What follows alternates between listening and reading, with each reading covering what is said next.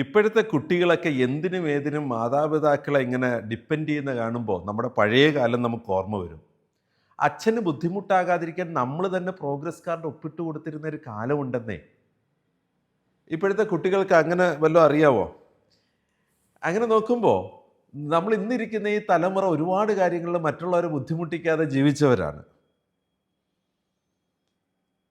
PRE 2A Patients and family rights includes respecting values and beliefs, any special preference, cultural need and responding to request for spiritual need.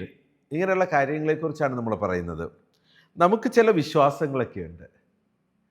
അത് ദൈവവിശ്വാസമാകാം, നമ്മുടെ കുടുംബത്തെക്കുറിച്ചുള്ള വിശ്വാസമാകാം, നമ്മുടെ സ്ഥലത്തിൻ്റെ രീതി അനുസരിച്ച് നമ്മൾ ചില സ്ഥലത്ത് ഹിന്ദു, ക്രിസ്ത്യ, മുസ്ലിം വ്യത്യാസങ്ങളൊന്നുമില്ലാതെ ഒരുമിച്ച് ജീവിക്കുന്ന മനുഷ്യരാണ്.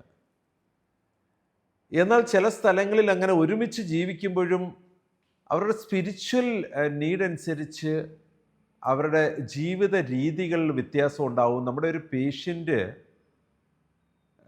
പ്രാർത്ഥിക്കുന്നതിന് എനിക്ക് 5 നേരം പ്രാർത്ഥിക്കാനുള്ള സൗകര്യം വേണമെന്ന് പറഞ്ഞാൽ, അയ്യോ ഇവിടെ അത് പറ്റില്ല എന്ന് പറയാനുള്ള റൈറ്റ് നമുക്കില്ല, അത് പേഷ്യൻ്റെ റൈറ്റാണ്.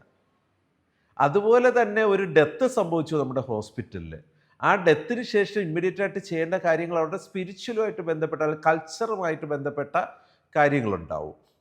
അത്തരത്തിൽ സ്പിരിച്വൽ ഓർ കൾച്ചറൽ വാല്യൂസിനെ, ബിലീഫ്സിനെ നമുക്ക് പ്രൊട്ടക്റ്റ് ചെയ്യാൻ കഴിയണം. അങ്ങനെ പ്രൊട്ടക്റ്റ് ചെയ്യാൻ കഴിയുമ്പോഴാണ് നമ്മുടെ ഹോസ്പിറ്റല് പേഷ്യൻ്റ് റൈറ്റ്സിനെ റെസ്പെക്റ്റ് ചെയ്യുന്നു എന്ന് പറയാൻ കഴിയുന്നത്. ഇത്രയേ ഉള്ളൂ. വളരെ സിമ്പിളായിട്ടാണ് നമ്മളിവിടെ ഈ കാര്യങ്ങൾ തുടങ്ങുന്നത്. 12 ഒബ്ജക്റ്റീവ് എലമെൻറ്റിൽ ആദ്യത്തെ ഒബ്ജക്റ്റീവ് എലമെൻറ്റ് കമ്മിറ്റ്മെൻറ്റ് ഒബ്ജക്റ്റീവ് എലമെൻ്റാണ്. PRE 2A patient and family rights includes respecting values and beliefs, any special preference, cultural need and responding to request for spiritual needs. ഇതെല്ലാം വളരെ കൃത്യമായിട്ട് നമ്മൾ പാലിക്കണമെന്നാണ് ഈ ഒരു ഒബ്ജക്റ്റീവ് എലമെൻറ്റിൽ പറയുന്നത്. ഒരുപാട് വിശദീകരിക്കാതെ തന്നെ നമുക്കറിയാം, നമുക്ക് ചെറുപ്പം മുതൽ കിട്ടിയിരിക്കുന്ന വിശ്വാസങ്ങളെ സുഖമില്ലാതിരിക്കുമ്പോൾ നമ്മുടെ കൈവിട്ട് പോയാൽ അത് കൂടുതൽ ആത്മസംഘർഷങ്ങൾക്ക് കാരണമാകും. സുഖപ്പെടുന്നതിന് പകരം അസുഖപ്പെട്ട് കൂടുതൽ മാറാനുള്ള കാരണമായി മാറിയേക്കാം.